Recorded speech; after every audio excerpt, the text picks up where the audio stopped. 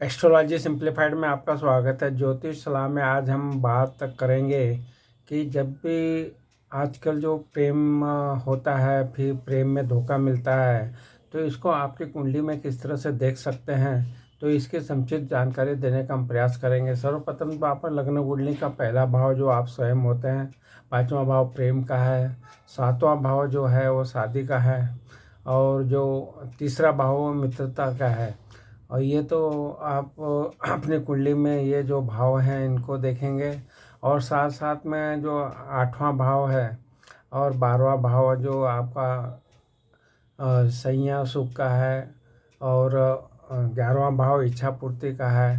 तो इस तरह से इन भावों का जब भी आपसी संबंध बनता है और जो ग्रह इसमें इन्वॉल्व होते हैं प्रेम के लिए, और प्रेम में जो धोखा होता है उसके लिए जो ग्रह हैं, वो पहली बात तो केतु ग्रह है जो डिटैचमेंट देता है।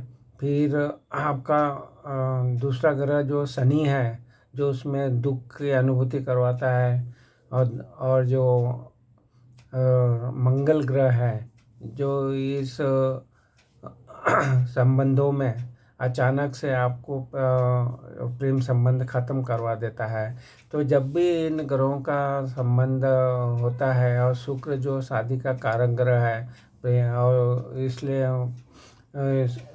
जो शुक्र है जो है आपको इन ग्रहों के साथ में अगर युति करता है केतु से या शनि से या मंगल से, और ये भावों का संबंध उसके साथ में होता है, तो ये दर्शाता है कि जब भी आपका जो पांचवा भाव है उसका स्वामी जो है इन भावों में आ जाता है, सप्तम भाव इसका स्वामी अगर इन भावों में आ जाता है, और तो ये, और तीसरा भाव मित्रता का है, तो ये जो संबंध बनते हैं, तो जब भी ये ग्रह शुक्र से अगर का शुक्र केतु, शुक्र मंगल, शुक्र शनि, इनका जो संबंध और ये भाव जो हमने बताया, तीसरा मित्रता के कारण आपको धोखा हो सकता है। पांचवा जो प्रेम हम कर रहे हैं, प्रेम में धोखा मिलेगा।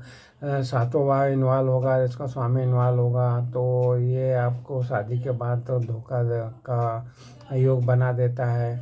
और इस तरह से आप अपने कुंडलियों में जो केतु है, और केतु जो है वो डिटैचमेंट के साथ में अगर शनि आ जाता है, तो ये उसमें धीरे धीरे आपको इसमें धोखा मिलेगा और डिटैच करेगा आपके प्रेम से।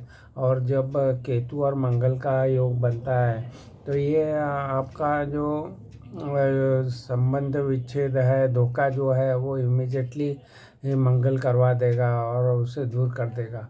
तो इस तरह से इनके कॉम्बिनेशन को जब कुंडली में हम लगा के देखते हैं, तो जब कुंडली आपकी आएगी तो उसका एनालिसिस करके हम बताने का प्रयत्न करेंगे कि आपको वो जो प्रेम है उसमें धोखा मिलेगा या शादी के बाद में भी धोखा मिलेगा। ये सब जानकारी आपको हम देने के प्रयास करेंगे।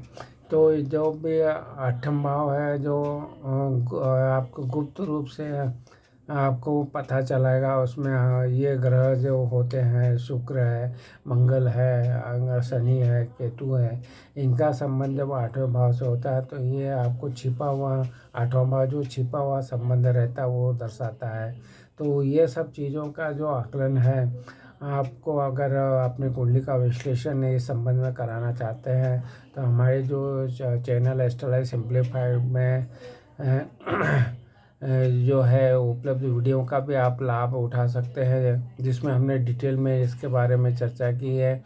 तो आप वहां जाइए और ये वीडियो आप देख सकते हैं। और साथ साथ में आप हमारे से परामर्श करना चाहते हैं तो हमारे से कांटेक्ट कर सकते हैं, और इसके लिए आपको डिटेल दिए गए हैं। तो आप अपने फ़ोन से भी आप हमारे परामर्श ले सकते हैं। तो इस तरह से आपको हमारे चैनल को भी ज़रूर सब्सक्राइब कीजिए, जिससे कि हम इस तरह के वीडियो जो है वो आपको प्राप्त होते रहें और आप अपना इसका यूटिलाइज़ कर सकते हैं। तो आप हमारे चैनल को जो एस्ट्रोलॉजी सिंप्लीफाइड उसको ज़रूर सब्सक्राइब कीजिए, वीडियो को लाइक और शेयर कीजिए। आपने हमारे चैनल को सब्सक्राइब किया, वीडियो को लाइक किया, शेयर किया, इसके लिए आपका बहुत बहुत धन्यवाद।